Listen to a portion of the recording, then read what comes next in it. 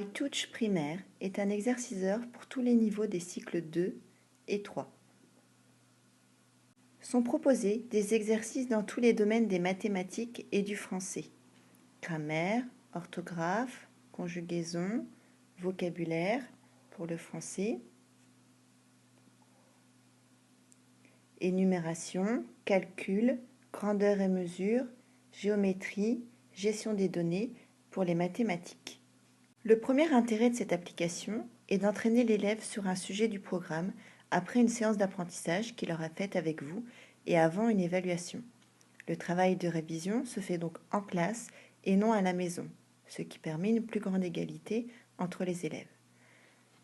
Le deuxième intérêt, c'est que tout au long des exercices, si l'élève a un doute, s'il veut être sûr de sa réponse ou encore s'il veut comprendre son erreur, il a accès à une leçon sur le sujet en faisant glisser vers la droite les 3 petits traits qu'on voit à gauche. Il a une leçon à sa disposition. Pour certaines questions, l'élève dispose d'un indice. Il peut le consulter. Cet indice est un élément de la leçon dont il a besoin pour répondre correctement. Ici, on me rappelle que la phrase interrogative se termine par un point d'interrogation. Et on me demande d'ailleurs, cette phrase est-elle une phrase interrogative? Selon l'indice, si c'est une phrase interrogative, je dois avoir un point d'interrogation. Là, c'est oui, donc c'est bien une phrase interrogative. Le troisième intérêt de cette application, c'est que l'élève a la possibilité de passer un test pour chacun des thèmes. Donc, quand il a validé un certain nombre d'exercices, on va lui proposer de passer un test. Dans ces cas-là, test à droite, là, on met le curseur sur On.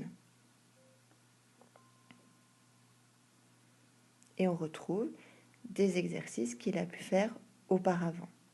Il dispose toujours d'un indice et de la leçon consultable. Au terme de ce test, il obtient une note sur 20 qui s'affiche dans le menu. On voit ici 17 sur 20. Cette note est gardée en mémoire. L'enseignant peut donc avoir un regard sur la maîtrise ou non de la compétence travaillée.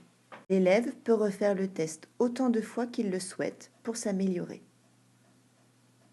Enfin, le dernier intérêt, c'est que pour obtenir l'application, il vous suffit de payer qu'une seule fois pour un niveau et pour une matière.